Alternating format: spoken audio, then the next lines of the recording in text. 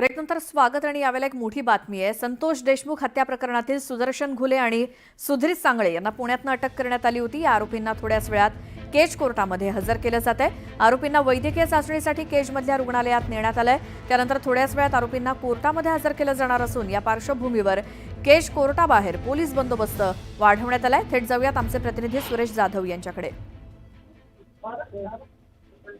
तुम पुष्पा भाई के साथ है इसलिए इग्नोरेंट है। सुरेश, आवाज येतोय? सुरेश, सुदर्शन घुले, त्यानंतर सुधीर सांगळे आणि तिसरा आरोपी जो या ठिकाणी संशयित म्हणून पकडण्यात आलेलं होतं सिद्धार्थ सोनवणे, याची वैद्यकीय तपासणी सुरू आहे आणि आता त्यांना केज न्यायालयाकडे देखील घेऊन जाणार आहे।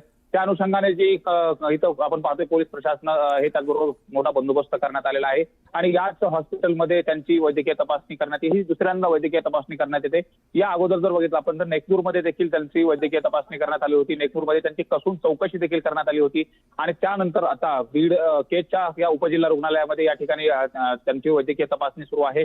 यानंतर केज पोलीस ठाण्यामध्ये देखील त्यांना हजर केलं जाईल आणि तिथून पुन्हा नंतर न्यायालयामध्ये हजर केलं जाईल। त्यावरती पुन्हा जी रिमांड मागितली जाणार आहे ते रिमांड देखील मागितली जाईल। नेमकं सुदर्शन घुले हा या संतोष देशमुख हत्या प्रकरणातील प्रमुख आरोपी म्हणून देखील त्याच्याकडे पाहिलं जातं। तसं पाहिलं तर जे 3 गुन्हे एक पाठोपाठ एक घडले होते त्या तिन्ही गुन्ह्यामध्ये जो मुख्य आरोपी म्हणून आहे तो सुदर्शन घुले आहे आणि त्याची वैद्यकीय तपासणी केली जाते। मात्र दुसरी एक महत्वाची गोष्ट या ठिकाणी सांगावी लागेल का तर 2 आरोपींना पुण्यामधून ताब्यात घेण्यात आलं। मात्र तिसरा जो काही आरोपी आहे जो संतोष देशमुख यांच्या हत्येच्या अगोदर पूर्ण लोकेशन देत होता तो सिद्धार्थ सोनवणे याला देखील रात्री ताब्यात घेण्यात आलं होतं। त्याची चौकशी करून आता त्याला अटकेची कारवाई जी आहे ती देखील केली जाते। त्याची वैद्यकीय तपासणी केल्यानंतर त्याला देखील कोर्टामध्ये हजर केलं जाणार आहे। म्हणजे संतोष देशमुख हत्या प्रकरणामध्ये या अगोदर जर आपण बघितलं तर 7 आरोपी होते, आता हा एक 8वा आरोपी देखील वाढणार आहे आणि त्यामुळं या संपूर्ण प्रक्रियेमध्ये आता हे जे सुदर्शन घुले आहेत याची जी जबाब आहे तो देखील अत्यंत महत्वाचा ठरला जाणार आहे। या तीनही गुन्ह्याच्या लिंकेजच्या अनुषंगाने सुदर्शन घुले हा मुख्य आरोपी असल्यामुळे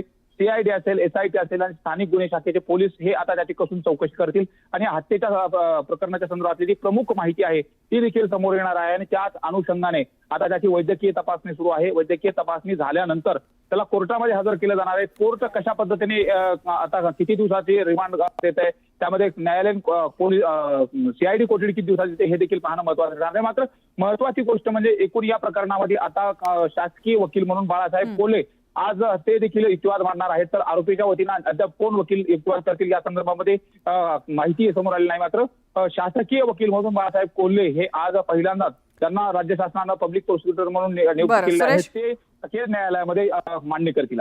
सुरेश, धन्यवाद या सगळ्या माहितीसाठी।